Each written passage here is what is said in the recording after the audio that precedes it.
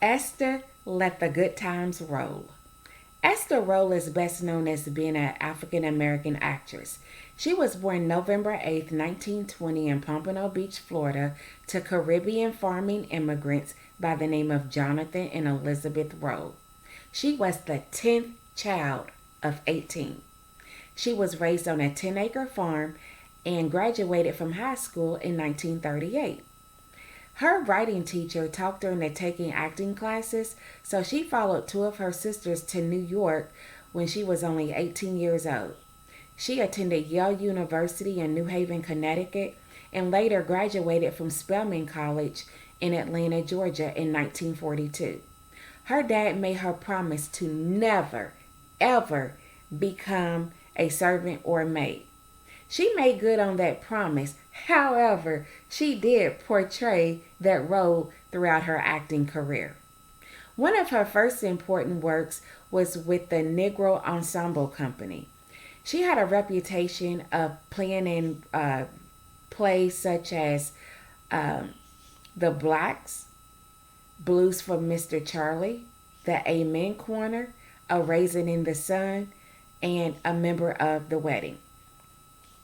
I don't know if you know him, but Norman Lear, a television producer, he approached her while she was acting on Broadway, and he wanted to cast her in a supporting role on a sitcom called Maude, where she played a maid by the name of Florida Evans. This character earned her a spinoff for her own series sitcom by the name of Good Times, where she played a well known matriarch by the same name, Florida Evans. She was best known for this role as she was a mother of three. She was gentle, caring, and nurturing, but knew when to be stern. Although she didn't become a successful actress until the age of 51, she was so much more than just being a TV mom. She helped raise the image of blacks through her works on stage, television, and in movies. She was compelled to fight racial stereotypes in Hollywood, and before she accepted the role for her sitcom Good Times, she wanted to ensure that the show would have a strong black man portraying the father. She did not want to be part of a show where the black man was weak and wasn't a good dad and didn't show that he cared about his children. Ro was so much more than just an actress. Did you know that she was a singer and a dancer? She had a one hit wonder in 1975 titled I Can Feel Him Moving. It was on her gospel album titled The Garden of My Mind.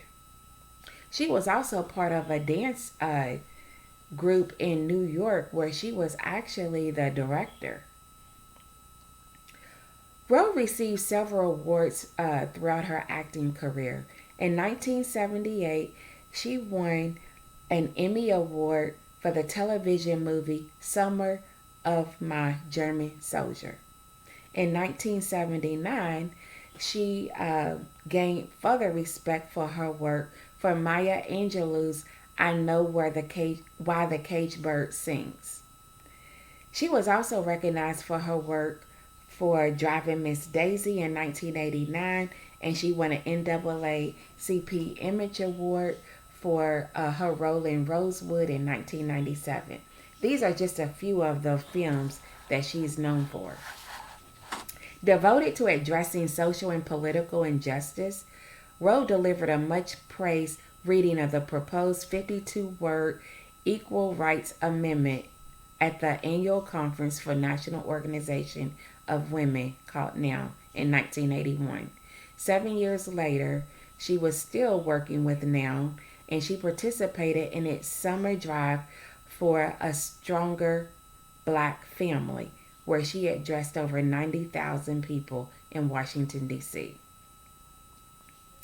In 1990, she became the first woman to win the NAACP Chairman Civil Rights Leadership Award for helping raise the image of black people.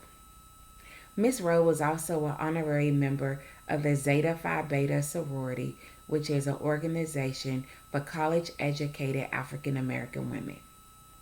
She was married to Oscar Robinson from 1955 to 1995. She didn't have any biological children of her own, but she did have three stepchildren from her husband's previous marriage. Her health started failing her in the 1990s, and later in her life, she was on kidney dialysis. She died November 17, 1998, in Brockman Memorial Hospital in Culver City of complications from diabetes. She was died just 9 days after her 78th birthday. When she died in 1998, she left behind a legacy.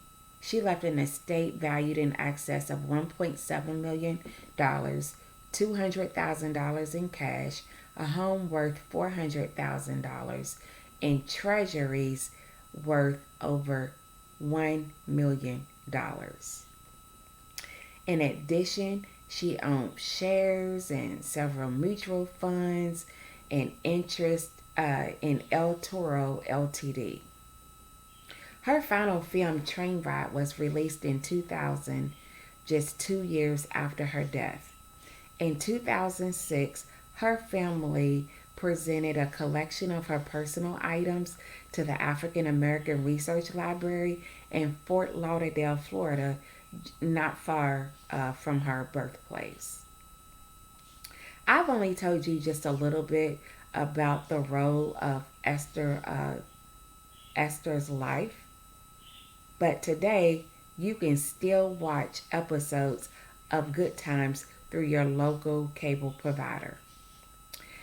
Esther had a fulfilling life, and you've heard just a few of her accomplishments of how she let the good times roll.